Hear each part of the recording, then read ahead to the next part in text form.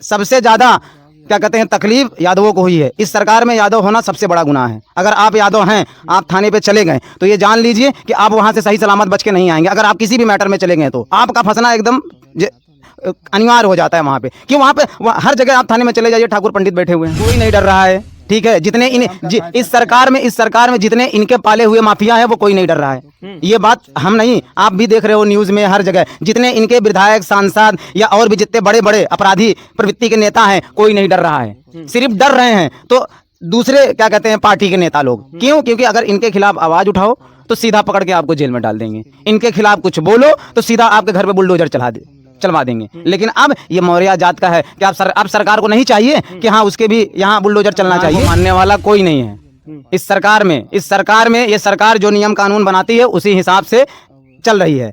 जो वो नियम बना दी बस वही है। बाबा साहब अम्बेडकर जो बना के संविधान चले गए उसका कोई मान्य नहीं है। आप हमको बता दीजिए कहीं बाबा साहब अम्बेडकर का बनाया हुआ संविधान के हिसाब से ये लोग चल रहे हों।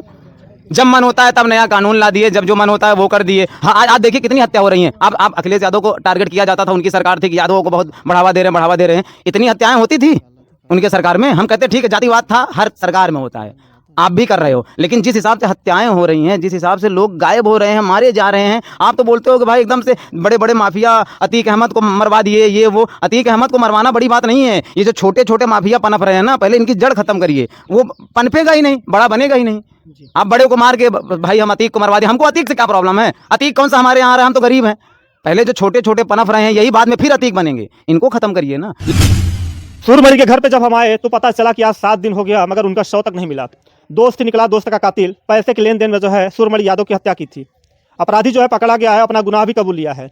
आज गांव के लोग हैं, नवयुवक हैं, वो कह रहे हैं कि यहाँ पे जाति वर्ग को जो है बढ़ावा दिया जा रहा है। जो अपराधी पकड़ा गया है, जो हत्यारा पकड़ा गया है, वह बताया जा रहा है, इन लोगों का आरोप है कि केशव प्रसाद मौर्य का वो रिश्तेदार है। आइए हम बात करते हैं कि यह मामला जो है कहाँ तक सही है और कहाँ तक गलत है। क्या नाम है भैया? अभिषेक यादव। अभिषेक जी, क्या कहना चाहेंगे आप सूरमणि की जो इस प्रकार से निर्गम हत्या की गई है? क्या कहेंगे, हत्यारों को कौन सी सजा होनी चाहिए? सर, सज़ा तो सरकार के हाथ में है। अगर किसी की जान चली गई है तो इसके लिए तो सरकार को चाहिए कि भाई जितना कड़ी से कड़ी सज़ा दे सके। और वो सज़ा तो हम कहते हैं ऐसे हत्यारों को जीने का कोई हक नहीं है समाज में, क्योंकि ये समाज को गंदा कर रहे हैं।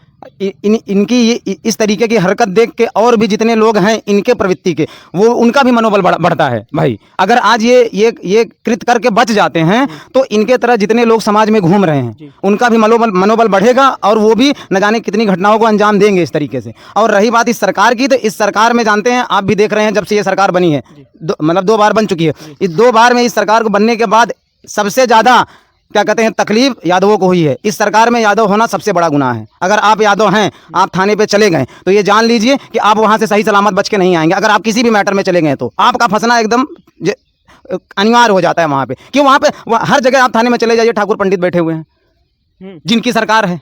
अब वहाँ पे भाई आप भी जानते हैं कि यादवों से कितनी ईर्ष्या करते हैं ये सारे जात वाले। बिल्कुल मैं खुल के विरोध करता हूँ जिसका करता हूँ। और रही बात मेरे भाई की, तो मेरे भाई की गलती सिर्फ इतनी थी कि वो अपने दोस्त की मदद किया। इस सरकार में अगर आप अच्छे इंसान हैं तो आप नहीं जी सकते हैं। बिल्कुल, वो अपने दोस्त की मदद किया। जिस इंसान ने उसकी हत्या की वो उसका सबसे प्रिय मित्र था। उसके मुसीबत में उसने उसको 3 लाख रुपए दिए, कुछ पैसे उसने वापस कर दिया था, कुछ पैसा बचा हुआ था। वही पैसे के लिए इनको ज़रूरत पड़ी तो भाई अब उससे मांगने लगे कि भाई हमारा पैसा दीजिए, हमको ज़रूरत है।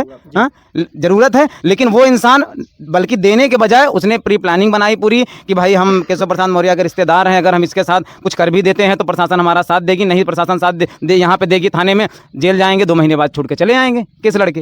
अच्छा, योगी जी की सरकार है, कहते हैं कि बड़े बड़े माफिया, बड़े बड़े हत्यारे जो है डर रहे हैं, कोई हत्या करने का जो है ये प्लान नहीं कर रहा है। कोई नहीं डर रहा है। ठीक है, जितने इस सरकार में जितने इनके पाले हुए माफिया है वो कोई नहीं डर रहा है।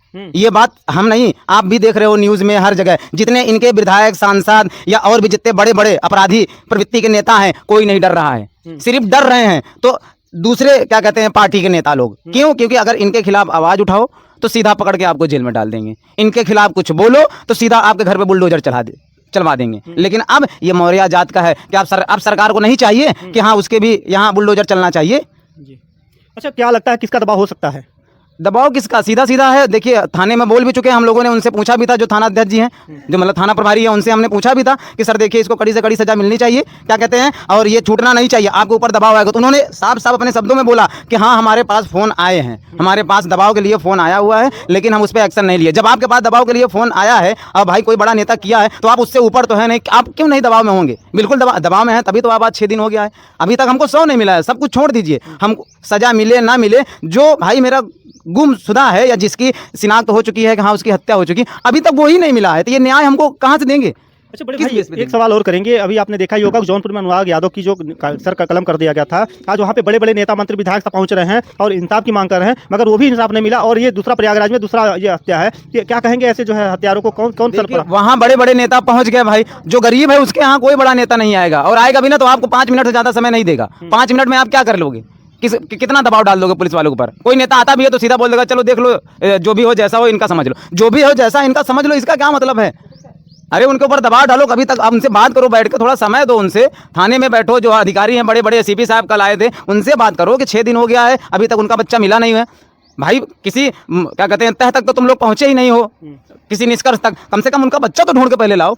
अभी वही नहीं मिला है, बाद में क्या होगा कि हाँ बॉडी नहीं मिली है, ये गुनहगार है कि नहीं है, अपने हिसाब से सारा सिस्टम ये लोग बना के खत्म कर देंगे, केस को दबा देंगे। अभी मामला थोड़ा गर्म है भाई, कि हम लोग हैं, जब तक हमारे साथ हमारा गांव है, परिवार है, लोग हैं, तब तक तो हमारे मामले को थोड़ा सा उठाया जा रहा है। अभी जब धीरे धीरे भाई सबके पास इतना समय नहीं होता, जहाँ सब अपने काम में व्यस्त हो गए, खत्म। फिर सूर्यमणि कौन थे, उनकी हत्या कौन किया, सारा मामला खत्म यहीं से।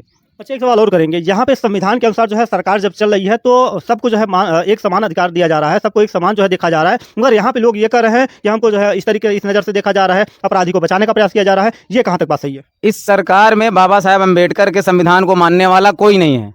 इस सरकार में ये सरकार जो नियम कानून बनाती है उसी हिसाब से चल रही है, जो वो नियम बना दी बस वही है। बाबा साहेब अम्बेडकर जो बना के संविधान चलेंगे उसका कोई मान्य नहीं है। आप हमको बता दीजिए कहीं बाबा साहेब अम्बेडकर का बनाया हुआ संविधान के हिसाब से ये लोग चल रहे हों।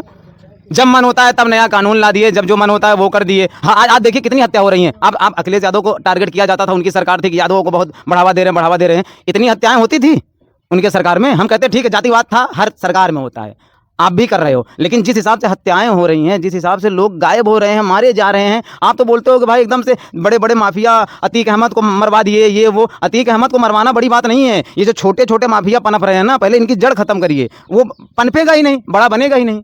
आप बड़े को मार के भाई हम अतीक को मरवा दिए, हमको अतीक से क्या प्रॉब्लम है? अतीक कौन सा हमारे यहाँ आ रहा है, हम तो गरीब हैं।